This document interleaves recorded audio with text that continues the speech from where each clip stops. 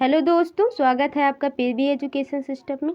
आज मैं फिर आपके सामने उपस्थित हूँ। सी-टेट से रिलेटेड जो वीडियो मैं डेली आपके पास भेजती हूँ, अपलोड करती हूँ, आप उन्हें देखते हैं।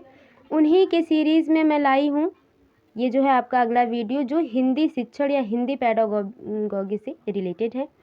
तो फ्रेंड्स, आई होप आप सभी लोग बहुत ही बढ़िया होंगे और सी-टेट के लिए बहुत ही शिद्दत से तैयारी कर रहे होंगे और अपना 100% दे रहे होंगे और पर डे कुछ ना कुछ नया सीख रहे होंगे, क्वेश्चन को हल कर रहे होंगे, प्रीवियस ईयर क्वेश्चन देख रहे होंगे। तो फ्रेंड्स, इसी सीरीज़ में हम आगे देखेंगे हिंदी शिक्षण में जो सामग्री होती है उनके बारे में। किस किस माध्यम से हम किसी भी भाषा को, सिर्फ हिंदी भाषा को ही नहीं फ्रेंड्स, मैंने यहाँ पे टाइटल दे रखा है हिंदी शिक्षण का, लेकिन सिर्फ हिंदी को ही नहीं, यदि हमें और कोई अन्य सब्जेक्ट बच्चों को सिखाना है, नई भाषा सिखाना है, तो हम किस प्रकार से उसे सिखा सकते हैं, उसके बारे में हम बात करेंगे। कौन कौन सी सामग्री के द्वारा हम बच्चों को सिखा सकते हैं, किस किस विधियों के द्वारा हम सिखा सकते हैं, इसके बारे में हम डिटेल इस वीडियो में बात करेंगे। और फ्रेंड्स, इस टाइम बहुत सारी वैकेंसीज़ आ रही हैं टाइम टू टाइम। आपने देखा सी-टेट, उसके बाद KVS आ गया आपका। तो आई होप आप लोग बहुत ही खुश होंगे और पॉजिटिव फील कर रहे होंगे, क्योंकि हम कभी कभी ऐसा होता है कि तैयारी कर रहे होते हैं और एग्ज़ाम्स नहीं होते हैं हमारे या फॉर्म्स नहीं आते हैं, तो हम कभी ना कभी डीमोटिवेट हो जाते हैं। लेकिन फिर ऐसा नहीं है, सारे जो फॉर्म्स हैं वो बिल्कुल आ रहे हैं। इसी क्रम में शायद संभावना है कि UP-टेट भी आए, संभावना है फ्रेंड्स, लेकिन हो सकता है कि सुपर टेट से पहले UP-टेट आएगा। तो आप लोग मेहनत करना मत छोड़िए, नई नई चीज़ों को सीखते रहिए।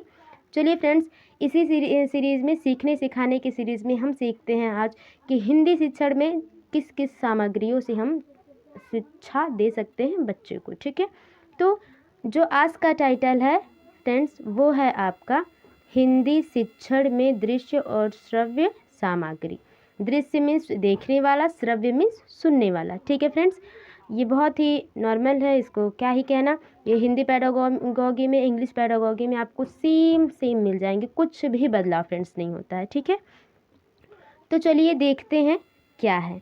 तो दृश्य श्रव्य शिक्षण सामग्रियों को इस प्रकार विभाजित कर सकते हैं हम। दृश्य श्रव्य सामग्री को किस प्रकार विभाजित कर सकते हैं? 3 भागों में। एक दृश्य, सिर्फ जिससे देखकर बच्चे सीख सकते हैं। श्रव्य, जिसे हम सिर्फ सुनकर सीख सकते हैं, चाहे बच्चों को सिखा सकते हैं। एक दृश्य श्रव्य दोनों होता है, मतलब जैसे टेलीविज़न हो जाता है, उसमें क्या होता है, दृश्य श्रव्य दोनों होता है। बच्चे कार्टून को देख सकते हैं और उसकी आवाज़ को भी सुन सकते हैं, जिससे वो नया कुछ सीख पाते हैं। चलिए फ्रेंड्स, उसी के बारे में आगे बात करेंगे कि दृश्य श्रव्य और दृश्य श्रव्य दोनों, दृश्य श्रव्य और दृश्य श्रव्य जो 3 हैं, इनकी अलग अलग टॉपिक हैं, अलग अलग तरीके से इनको बताया जाता है बच्चों को। जैसे यहाँ पे मैंने दे दिया है, आप देख रहे होंगे, यांत्रिक उपकरण और सहज उपकरण। तो ऐसा नहीं है कि सिर्फ ये एक के लिए है। कहने का मतलब ये है कि जो आपका ये दृश्य है, ठीक है, दृश्य है, ये भी आपका यांत्रिक होता है और ये भी आपका सहज होता है। ठीक है, श्रव्य भी क्या है, यांत्रिक उपकरण होता है और सहज उपकरण होता है। ठीक है फ्रेंड्स, और श्रव्य भी क्या है, आपका यांत्रिक उपकरण है और दृश्य श्रव्य भी आपका सहज है। कहने का मतलब है, कुछ ऐसे दृश्य सामग्रियाँ होती हैं बच्चे जिसे सुनकर या देखकर, माफ़ करिए, दृश्य मतलब देखकर, बच्चे देखकर सीखते हैं नई चीज़ों को। तो वो यांत्रिक मतलब यांत्रिक उपकरण का मतलब समझ रहे हैं, जो बिजली संयंत्र से चलता हो, ठीक ना, वो। और सहज उपकरण, जो सहज मतलब आप समझ रहे होंगे, जो बहुत ही आसानी से अवेलेबल हो जाए। ठीक है, तो कुछ दृश्य सामग्री भी ऐसी हैं जो कंप्यूटराइज सिस्टम से चलती हैं और कुछ आसानी से मिल जाते हैं। जैसे हम आपसे बात कर रहे हैं, तो जो बात कर रहे हैं हम आपसे, जो हम आपसे बात चीज़ों को साझा कर रहे हैं, शेयर कर रहे हैं, क्या इसके लिए हमें किसी बिजली तार की या ऊर्जा की ज़रूरत है? नहीं। हाँ, ऊर्जा की ज़रूरत है बिल्कुल, लेकिन वो फूड से रिलेटेड है, तो वो सहज है। जैसे मैं आपसे बात कर रही हूँ, कन्वर्सेशन कर रही हूँ, कम्युनिकेशन कर रही हूँ, तो ये क्या है, सहज है। ठीक है, अब सुनना भी जो है आपका क्या है, सहज है। इसके बारे में डिटेल समझना है तो आगे पढ़िए, आगे पूरा डिटेल में मैंने वीडियोस को बना रखा है सिर्फ फ्रेंड्स आपके लिए। लेकिन फ्रेंड्स मैं इतना कहना चाहूँगी, यदि आपके पास वीडियो पहुँचती है और आप नए हैं तो चैनल को सब्सक्राइब कर लें और इस खूबसूरत फैमिली का हिस्सा बने। और मुझे भी बहुत खुशी होगी कि मेरी वीडियो जितने लोगों के पास पहुँच रही हैं और मैं लोगों की मदद करके सच में बहुत ही खुश होती हूँ अंदर से। आप ऐसा फील किए होंगे क्योंकि जब आप किसी की हेल्प करते हैं जिसको आपकी हेल्प की ज़रूरत होती है और आपको अंदर से बहुत खुशी मिलती है, तो सेम ऐसे ही है। और आप सब्सक्राइब कर लें और कमेंट में भी बताएं कि कैसी वीडियोज़ आपको मेरी लगती हैं, ताकि मैं अपने जो समझाने के तरीके या उसके पैटर्न हैं उनमें बदलाव कर सकूं ज़रूरत पड़ने पर। चलिए फ्रेंड्स, ज़्यादा बात न करते हुए आगे बढ़ते हैं। अब देखिए, यांत्रिक दृश्य उपकरण ना, मतलब यांत्रिक और ये जो है आपका दृश्य है, ठीक है, उसका उपकरण क्या है। जैसे मैजिक लैंटर्न, ठीक है, यदि आप मैजिक लैंटर्न नहीं समझ पाते हैं, ठीक है, यदि आप मैजिक लैंटर्न नहीं समझ पा रहे हैं, जैसे एक प्रकार का ये भी लैपटॉप की तरह होता है, लेकिन यदि आप नहीं समझ पाते हैं तो आप प्रोजेक्टर समझ ही रहे होंगे क्योंकि सभी बच्चे इस टाइम प्रोजेक्टर से पढ़ रहे हैं ना। तो प्रोजेक्टर क्या है, दृश्य सामग्री है। सिर्फ प्रोजेक्टर क्या है, दृश्य सामग्री, मतलब ब्लैक बोर्ड पर सिर्फ इसमें ऑडियो और वीडियो दोनों होता है, लेकिन सिर्फ वीडियो हो तो क्या है, प्रोजेक्टर सिर्फ क्या है, चित्र को दिखाता है, तो क्या है, दृश्य सामग्री है। यांत्रिक है, मतलब ये जितने चारों हैं वो कहीं ना कहीं बिजली से चलते हैं। कंप्यूटर, बिल्कुल आपका कंप्यूटर बिजली से चलता है, इलेक्ट्रॉनिक चीज़ है, ठीक है। एपी डायस्कोप, तो ये एक प्रकार का डायस्कोप होता है जिससे बच्चे फोकस के साथ पढ़ पाते हैं ना। जैसे हम प्रोजेक्टर से फोकस करते हैं ना तो वो वाइट बोर्ड पर फोकस के साथ जाता है और चीज़ों को दिखाता है, उसी तरह एपी डायस्कोप भी होता है। चलिए फ्रेंड्स, बढ़ते हैं आगे। आगे क्या है इसके बारे में देखते हैं। देखिए फ्रेंड्स, है आपका दूसरा सहज दृश्य सामग्री, जो आसानी से मिल जाते हैं, जिसके लिए हमें पैसे ज़्यादा खर्च नहीं करना पड़ता और हमें चीज़ें भी समझ में आ जाती हैं। जैसे चार्ट पेपर आप देखते होंगे कितने रुपए में, बहुत ही कम में मिल जाता है। कोई चित्र हुआ, अगर मान लीजिए आप अखबार से भी सीख रहे हैं कुछ, कोई नई भाषा, तो आप चित्र से ज़्यादा रिलेट करके सीख पाएंगे। या छोटा बच्चा है, वो कोई भाषा सीख रहा है, कोई भी नई चीज़ सीख रहा है, आप उसको कार्टून के माध्यम से, चित्र के माध्यम से सिखाएंगे तो अब वो बच्चा सीख लेगा। ये बहुत ही आसानी से मिल जाते हैं, सहज। पोस्टर, मानचित्र और ग्लोब रेखा चित्र, खादी बोर्ड या फ्लैनल बोर्ड, श्यामपट्ट आदि क्या है, सहज दृश्य सामग्री है, जिनको देखकर हम आसानी से चीज़ों को सीख सकते हैं, ठीक है। ये दृश्य सामग्री हैं फ्रेंड्स, ये समझ लीजिएगा। अब ये मत कहिए कि चार्ट में तो लिखा होता है, चित्र में तो क्या होता है, पोस्टर में लिखा होता है, मानचित्र में लिखा होता है, तो हम देख के ही तो समझ पाते हैं उसके बारे में। तो ये सहज दृश्य सामग्री है जो हमें आसानी से कहीं ना कहीं अवेलेबल हो जाती है, ठीक है फ्रेंड्स। आई होप आपको मेरी बात समझ में आ रही होगी। तीसरा है आपका यांत्रिक श्रव्य उपकरण। तो दृश्य वाला तो हमने 2 खत्म कर लिया, अब यांत्रिक के श्रव्य के बारे में पढ़ेंगे। श्रव्य मतलब सुनना, ठीक है फ्रेंड्स। श्रव्य मतलब आपका क्या होगा, सुनना होगा। दृश्य मीन्स देखना और श्रव्य मीन्स सुनना, ठीक है। तो श्रव्य है, माफ़ करिए ये हो ही नहीं रहा, छोड़ देते हैं इसको। चलिए, तो श्रव्य मतलब सिर्फ सुनकर, वो भी यांत्रिक, इलेक्ट्रॉनिक, ठीक है। आप अगर हिंदी नहीं समझ पा रहे हैं तो इंग्लिश समझिए, यांत्रिक, ठीक है। यांत्रिक चीज़ों से हम सीख पा रहे हैं जो, या इलेक्ट्रॉनिक चीज़ों से हम सुनकर कोई चीज़ सीख पा रहे हैं, जैसे रेडियो या आकाशवाणी ना। बहुत चीज़ें ऐसी रेडियोज़ पे आती हैं, मुझे तो फ़िलहाल पता नहीं क्यों इस टाइम में कुछ टेलीविज़न, सारी चीज़ें वैसे परफेक्ट हैं फ्रेंड्स अपनी जगह, लेकिन रेडियो कुछ बात अलग होती है, उसमें सारी चीज़ें अब आ जाती हैं। जैसे कोई नई कविता हुई, ठीक है, बच्चा सीख लेता है उससे। और कोई सॉन्ग भी हुआ, पुराना या नया, सारे उस पे आ जाते हैं। या उसमें जो कविताएं होती हैं, नई कहानियाँ होती हैं, ये रेडियोज़ पे आती हैं, जो क्या है, कहीं न कहीं इलेक्ट्रॉनिक चीज़ों से संबंधित है। टेप रिकॉर्डर, बिल्कुल आप समझ रहे हैं टेप रिकॉर्डर क्या है, जो आप अपने डेली लाइफ में देख रहे हैं। सीडी प्लेयर, ये भी आप डेली लाइफ में देख रहे हैं। तो कुछ ऐसे हैं यांत्रिक श्रव्य उपकरण जो आप आसानी से देख रहे हैं, सभी को लगभग देख रहे हैं। तो ये क्या हो जाएगा, आपका यांत्रिक श्रव्य उपकरण हो जाएगा, जिससे बच्चा सिर्फ सुनकर चीज़ों को देख पाता है, ठीक है।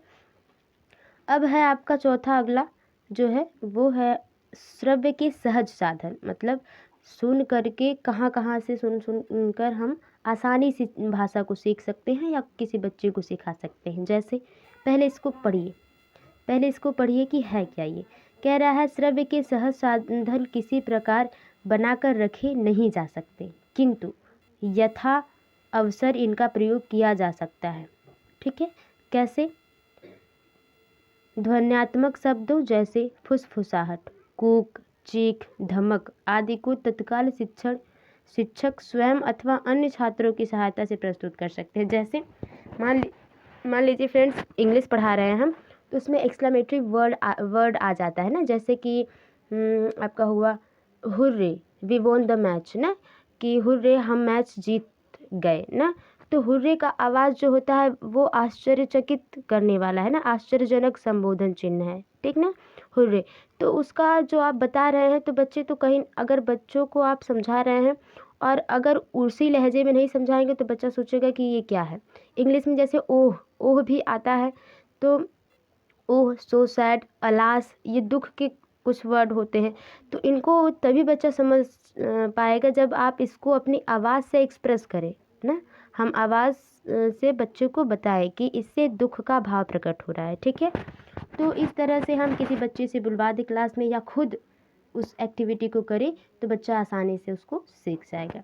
आई होप मेरी बात क्लियर होगी फ्रेंड्स, आप समझ पा रहे होंगे जो मैं आपको समझाना चाहती हूँ। चलिए फ्रेंड्स चलते हैं आगे। अगला है आपका दृश्य श्रव्य यांत्रिक उपकरण, मतलब देख भी सके हम उस उपकरण को, सुन भी सके ना। चलचित्र ठीक है, और दूरदर्शन, ये क्या है? कुछ ऐसे इलेक्ट्रॉनिक चीज़ें हैं, चलचित्र और दूरदर्शन, जो आप दूरदर्शन तो वाकई कोई नहीं भूला होगा, ऐसा नहीं कि किसी ने दूरदर्शन जाना नहीं होगा। चलचित्र आप टीवी को ही कह दीजिए, जो चलचित्र है उसमें क्या है, चीज़ें चलती रहती हैं और सुनाई भी देती हैं ना। उसमें क्या होता है, जो टीवी है हमारा टेलीविज़न है, उसमें क्या होता है, उसमें यही होता है कि बच्चा जो है वो कार्टून को देख भी पाता है और सुन भी पाता है, जिससे वो चीज़ों को आसानी से समझ लेता है। तो यही आपका दृश्य श्रव्य यांत्रिक उपकरण हो जाता है। फ्रेंड्स ये सारे जितने भी मैं टॉपिक आपको बता रही हूँ हिंदी पैडागोगी में अति महत्वपूर्ण है, आप इनको नकार नहीं सकते। क्यों? क्योंकि बात ये है कि हर सीटेट या यूपी टेट की बात भी करूँ मैं तो आपको 2 से 3 क्वेश्चन सभी सब्जेक्ट में देके जाता है। वो हिंदी पैडागोगी हुआ आपका, इंग्लिश पैडागोगी और सीडीपी में भी हालांकि ये क्वेश्चन पूछे गए हैं। आपको यकीन नहीं है तो आप प्रीवियस ईयर ज़रूर उठा कर देखें, जो मेरे चैनल पे अवेलेबल है, आप जाके देखें, बिल्कुल आप पाएंगे कि ऐसे क्वेश्चन आए हुए हैं। चलिए फ्रेंड्स अगला देखते हैं दृश्य श्रव्य के सहज साधन। कुछ ऐसे साधन जिसको हम देख भी सकें और सुन भी सकें, लेकिन बहुत ही आसानी से वो चीज़ें मिल जाती हैं। जैसे नाटक, अभिनय ना, जैसे बहुत सारी, जैसे मान लीजिए रामायण की कथा हो रही है ना, बच्चे क्या हैं, बैठे हुए हैं, देख रहे हैं कि लोग डांस भी कर रहे हैं और लोग अपना पाठ भी कर रहे हैं, सिंगिंग भी कर रहे हैं और राम की एक्टिंग भी कर रहे हैं ना, तो वो नाटक है। बच्चा उससे सुन भी पा रहा है और देख भी पा रहा है, इससे और भी चीज़ समझ में आती है बच्चे को ना। कविता हुआ, जैसे छोटे बच्चों को आप यदि किसी भी प्राइवेट स्कूल में पढ़ाते होंगे या कोचिंग भी पढ़ाते होंगे या बच्चे घर के पढ़ते होंगे तो आप ज़रूर जानते होंगे कि जब हम नर्सरी वाले बच्चों को पढ़ाते हैं तो उनको एक्शन करके बताते हैं ना। जैसे कोई भी आप पोएम पढ़ा रहे हैं या वो इंग्लिश का रैम्स हो या हिंदी की कविता हो, जब हम समझाते हैं तो उसको एक्शन करके समझाते हैं। जैसे कोई भी चीज़ हुआ तो हम उस कविता को एक्शन करके, तो क्या बच्चा हमें देख भी रहा है और हम बोल रहे हैं तो बच्चा सुन भी रहा है और उससे आसानी से सीख जाता है। पाठ हुआ परिभ्रमण, तो परिभ्रमण जो आपका है फ्रेंड्स वो बहुत ही इम्पॉर्टेंट है ना, क्योंकि अगर हमें किसी नए चीज़ को बताना है बच्चों को तो सबसे अच्छा है कि उसे एग्जैक्ट उस जगह पे ले जाया जाए और उसको दिखाया जाए, यदि वो उपस्थित हो पाए तब। ठीक है, जैसे मान लीजिए हमें ताजमहल के बारे में बताना है ना, तो हम ताजमहल के यहाँ ले जाएं, आगरा ले जाएं बच्चों को, और उन्हें खुद से ताजमहल को खुद से ही बच्चों को देखने दें।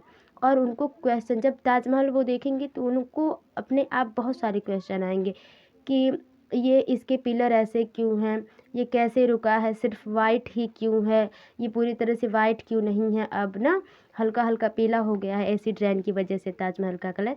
तो बहुत सारे बच्चे क्वेश्चन पूछेंगे। तो परिभ्रमण बच्चे जब घूम कर उस चीज़ को देखते हैं, सुनते हैं, तो वो ज़्यादा समझ पाते हैं फ्रेंड्स। तो ये बहुत ही आसानी से अवेलेबल हो जाते हैं। जैसे एक आम, मान लीजिए ताजमहल छोड़िए, एक छोटा बच्चा है, आप उसको जो है आम के सीज़न में, गर्मियों के सीज़न में आम के पेड़ के बारे में बता रहे हैं, तो वो नॉर्मली अपने घर पे देख पाएगा और समझ पाएगा कि क्या है आम का पेड़, कि पीला होता है पहले, आम का जो फल होता है वो हरा होता है, उसके बाद पीला होता है, उसमें कैसी गुठलियाँ होती हैं, तो बच्चा बिल्कुल समझ पाएगा। आई होप फ्रेंड्स मेरी बात आपको क्लियर होगी। चलिए देखते हैं अगला आपका क्या है। अगला है फ्रेंड्स आपका उदाहरण एवं साक्ष्य, दृश्य एवं मौखिक ना, मतलब ऐसे उदाहरण दें हम, चाहे वो साक्ष्य दृश्य दिखाएं बच्चे को जो उपस्थित हो, या उसे मौखिक तरीके से बताएं। जैसे हमारे पास अगर बजट है बच्चों को पिकनिक ले जाने के लिए, तो हम आगरा ले जाएंगे, बच्चे को ताजमहल दिखाएंगे, ठीक है। लेकिन यदि हमारे पास बजट नहीं है, उससे कम का बजट है, तो हम क्या करेंगे, हम करेंगे कि क्या करेंगे, प्रोजेक्ट तैयार करेंगे ना। जैसे कोई कागज़ हुआ या दफ्ती हुई, हम उससे ताजमहल बनाएंगे और बच्चे को उस धीरे धीरे उसके बारे में समझाएंगे, उसको वाइट कलर कर देंगे ना, तो बच्चा उसको समझ पाएगा। उसी तरह देखते हैं क्या है। वैसे मैंने तो पहले ही समझा दिया, ये होने से पहले, इसका हम लोग डिफिनेशन पढ़ने से पहले। वैसे फिर पढ़ लेते हैं, कुछ बातें और क्लियर हो जाएंगी। जैसे दृश्य साक्ष्य, दिखाकर चीज़ों को सिखाना है बच्चों को ना। यह दृश्य उदाहरण अथवा वास्तविक पदार्थों का प्रदर्शन है, जैसे राज चिन्ह, झंडे, डाक टिकट आदि ना। जैसे राज चिन्ह आपको दिखाना है ना, राष्ट्रीय चिन्ह आपको दिखाना है, शोक स्तंभ, झंडा दिखाना है अपने देश का या किसी भी देश का, डाक टिकट है उसके बारे में बताना है, तो बच्चा उसके बारे में डिटेल समझ पाएगा। आई होप मेरी बात क्लियर होगी फ्रेंड्स। और अगला क्या है, और अगला है प्रतिरूप, प्रतिमूर्ति या नमूने। सीधे आप कुछ मत समझिए, बस नमूनों से समझिए। कि हिंदी आएगा, हिंदी में हिंदी ही लिखा रहेगा, जो इसलिए मैंने 3 इसलिए लिखे हैं क्योंकि इनमें से कोई एक का नाम देगा और क्वेश्चन पूछ देगा, ठीक है फ्रेंड्स। तो ये आपका नमूने से आप समझिए, ठीक है, नमूनों से आप समझिए कि क्या इसमें कह रहा है। वैज्ञानिक, भौगोलिक, ऐतिहासिक, पाठ ही होगा, पाठ, या जैसे ताजमहल, अशोक स्तंभ, सांची का स्तूप आदि। ये कुछ नमूने जो पहले के ऐतिहासिक है हमारे, सॉरी फ्रेंड्स, पहले से ऐतिहासिक है। ये फ़ोन आ गया, मैंने इसको लॉक नहीं किया था, मैं लॉक कर देती हूँ, मतलब सुनाई नहीं देगा, माफ़ करिएगा उसके लिए। चलिए देखते हैं आगे। सारा मूड ही ऑफ हो जाता है लोगों को फ़ोन आके, माफ़ करिएगा फ्रेंड्स। तो प्रतिरूप, प्रतिमूर्ति या नमूने आदि, ये सारी चीज़ें हो गई, ठीक है फ्रेंड्स। चलिए चलते हैं आगे, और ये जो है हमारा वीडियो का बस लास्ट टॉपिक बचा हुआ है। तो इसका जो हो जाएगा आपका शाब्दिक एवं मौखिक उदाहरण, ठीक है। शाब्दिक एवं मौखिक उदाहरण मतलब हम बोलकर या बच्चों को बोलकर या उनसे बुलवा कर चीज़ों को सिखाएं। जैसे इसमें जैसे अलंकार के उदाहरण हम दे सकते हैं। कविताओं के भाव की पुष्टि के लिए समान भाव की कविताओं के दृष्टांत या उद्धरण भी मौखिक एवं शाब्दिक उदाहरण है। जैसे प्रेरक कहानी, अंतः कथा, संत वचन आदि का उपयोग यथा समय, सरल, प्रेरणा एवं शुद्ध उदाहरण ना। जैसे हम अलंकार बच्चों को सिखा रहे हैं, या जैसे एक कविता कोई नए बच्चे को सिखा रहे हैं और उसको किसी दूसरे कविता से भी रिलेट करके बता रहे हैं, ताकि बच्चा उसको आसानी से समझ सके, ठीक है फ्रेंड्स। आई होप आपको वीडियोज़ अच्छी लगी होंगी। और फ्रेंड्स निगेटिविटी बिल्कुल मत रखिएगा। और मैं बस इतना कहना चाहती हूँ कि आप मेहनत से तैयारी करिए, इस बार का सीटेट क्लियर करिए, और मिलते हैं आपसे अगली वीडियो में। तब तक के लिए bye bye and take care. और फ्रेंड्स वीडियो आपको कैसी लगी ज़रूर बताइएगा, और वीडियो थोड़ी सी भी हेल्पफुल लगी है तो लाइक शेयर कमेंट ज़रूर करें, और चैनल को सब्सक्राइब इसलिए कर लें ताकि मैं रोज़ जो डेली वीडियोज़ अपलोड करती हूँ आपके लिए आप तक पहले पहुँचे और आपकी मैं कुछ मदद कर सकूँ। मिलते हैं फ्रेंड्स आपसे अगली वीडियो में, तब तक के लिए bye bye and take care और thanks for watching my videos.